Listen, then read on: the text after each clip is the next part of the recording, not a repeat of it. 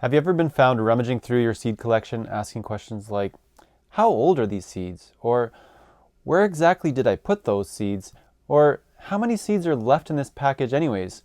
Well, you're not alone, and a little disorder in a seed collection is understandable because when they first arrived, I'm sure you were excited to rip open the box, spread them out, and get to work right away. But if you get too far ahead of yourself in moments like this, you miss an opportunity to promote order instead of chaos in your gardening life. And a messy seed collection means that every simple act of planting is going to start with the frustrating task of fumbling through a mess.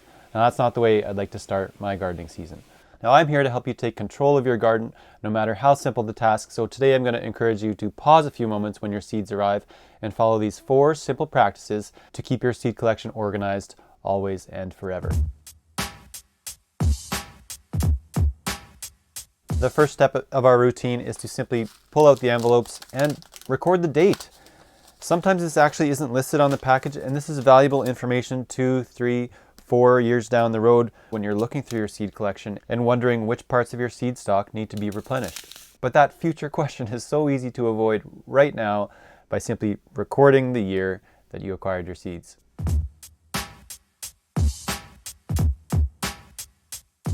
Now that our seeds are dated, our next step is to file them away into some kind of organized storage system. My method of choice is still the simple storage binder because most seeds fit perfectly into these 4-section pocket protectors, and I can see all of my seeds easily at a glance. So every spring I just add my new seeds to this binder in alphabetical order and I'm good to go. I can find everything in a couple of seconds.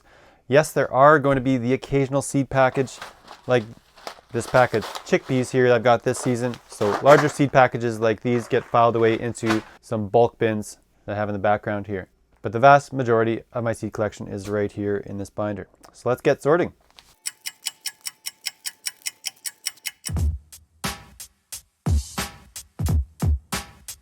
Now, even if you don't like to admit it, your seed collection can't expand forever. So as you're adding new seeds to your collection here, it's also important to be purging your older seeds that you are likely never going to use.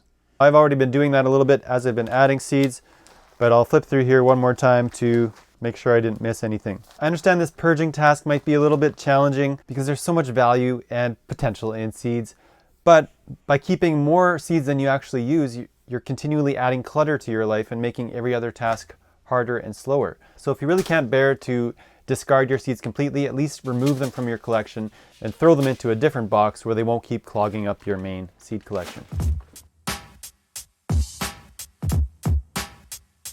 All right, our seed collection is looking pretty organized to start with here, but there's one more routine that I want to encourage you to practice to keep your seed collection well accounted for. This will also save you a ton of time when you're preparing your seed orders. And that is to track the quantity of seeds in your envelopes every time you open them. To do this, just make sure that the starting quantity of seeds is noted on the envelope when you first acquire the seeds. And from that point on, I'll simply note on the package how many seeds have been used. So you can see right beside my finger there, I've subtracted 120 seeds. So I know last year I took 120 seeds out of this package. I don't have to go through the whole pack and count them all again and waste my time. You can record the number of seeds you took out of the envelope or the grams or ounces that you removed. Also, if you're dealing with larger quantities.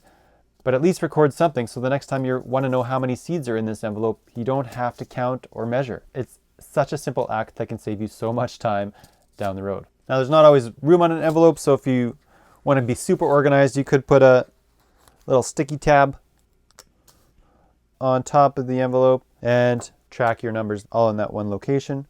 Write your starting quantity at the top and do a little math every time you use a few seeds. So if I take out 120 seeds, I'll subtract 120. If I do another planting later on and take out 30 more seeds, I track that as well. And eventually I'll run out of seeds and mark the package as empty, still put it back in my collection in most cases. Then when it comes time to order seeds the following year, I'll be reminded to replenish that stock.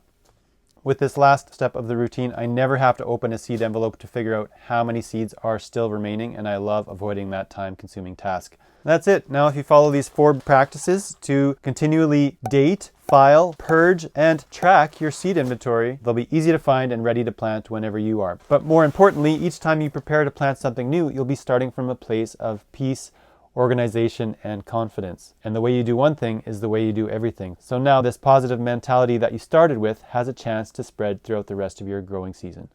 If you'd like to add some more structure to your entire vegetable game, my Seed to Table course is the answer. You can learn more about the course and our growing methods in my free workshop. There's a link to that in the description.